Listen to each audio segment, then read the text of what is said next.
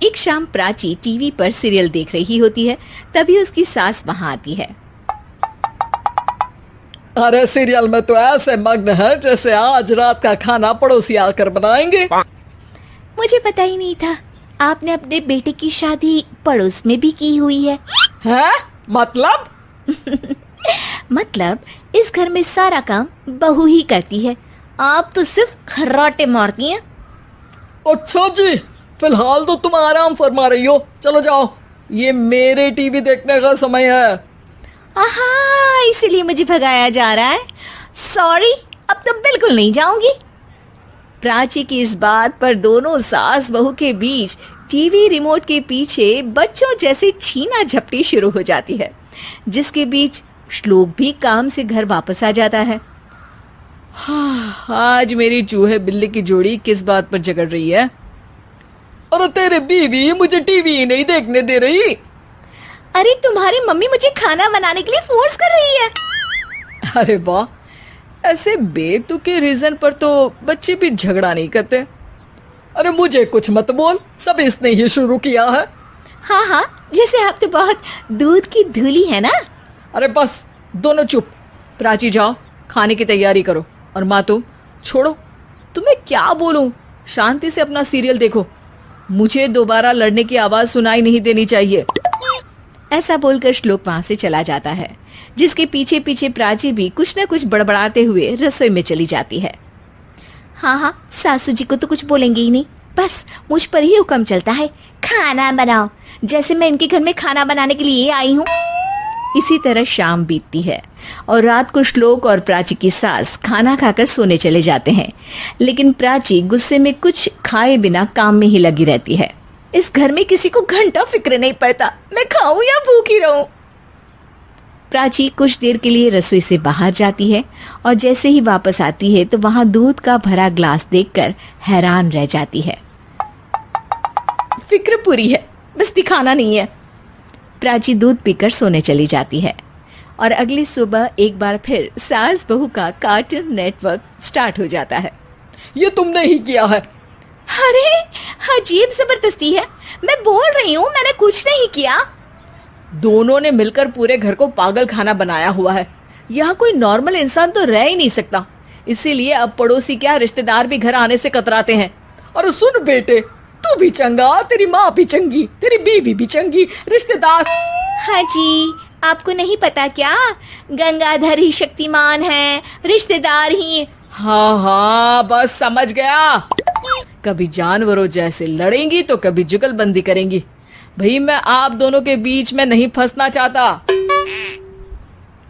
सास बहू की इस मनमौजी जोड़ी से परेशान होकर श्लोक अपना सिर खुजलाता वहां से चला जाता है। चलो अब मैं भी कीर्तन में जा रही हूँ। इस पर जैसे ही सास कमरे में अपना पर्स लेने जाती है तो वहां नाश्ते की प्लेट रखी देख मुस्कुराने लगती है और नाश्ता करके घर से बाहर निकलते हुए कुछ पैसे टेबल पर रख जाती है, जिसके कुछ देर बाद सिलेंडर वाला घर आता है। ओ मोरी मैया, मैं सिलेंडर के बारे में तो बिल्कुल भूल ही गई थी। घर खर्च के सारे पैसे भी मम्मी के पास है और श्लोक से बोला तो उल्टा 4 बात सुनाएंगे। प्राची ये सोच ही रही होती है कि अचानक उसका चेहरा चमक उठता है और वो घर में आकर इधर उधर देखने लगती है। तभी उसकी नजर टेबल पर रखे पैसों पर पड़ती है, जिन्हें वो सिलेंडर वाले को दे देती है। ये सब श्लोक देख लेता है।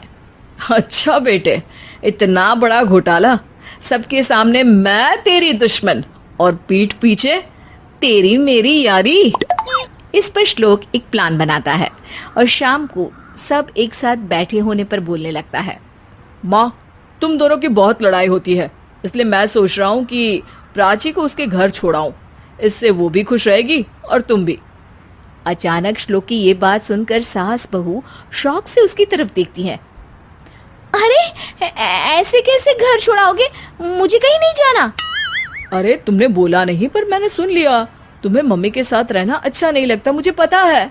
अरे वो, अरे जब बहू खुद कुछ काम बोले तो वो तुझे सुनता नहीं, और अब जो इसने बोला ही नहीं वो तू समझ गया। जब उसे नहीं जाना तो फिर जबरदस्ती क्यों कर रहा है? अच्छा, फिर आपको मौसी के घर छोड़ाता हूँ, बस अब आप दोनों एक घर में एक छत के नीचे नहीं रह सकती। मैं इस टॉम एंड जेरी की जोड़ी को और नहीं झेल सकता। है? ऐसे कैसे नहीं रह सकते? तुम्हें इतनी दिक्कत है तो तुम्हारा बोरिया बिस्तर पैक कर देती हूँ, लेकिन मम्मी जी कहीं नहीं जाएंगी। बिल्कुल यही सुनना था मुझे। अगर दोनों में इतना ही प्यार है फिर हर वक्त ये लड़ाई का नाटक क्यों करती हो?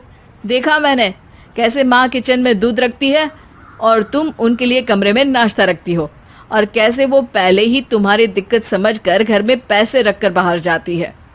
अरे भाई, इतना ड्रामा तो डेली सोप में भी नहीं होता जितना तुम दोनों ने इस घर में फैलाया हुआ है। तू हमें टॉम एंड जेरी बोलता है ना, तो याद कर वो दोनों भी एक दूसरे को बाहर वालों की बुरी नजर से बचाने के लिए हमेशा सबके सामने लड़ते थे, लेकिन अकेले में दिक्कत के समय मदद भी तो करते थे। बस हमारा रिश्ता भी कुछ ऐसा ही है। और वैसे भी अगर सास बहू में तू मैं नहीं होती तो दुनिया वालों को कहानियां कैसे मिलेंगी?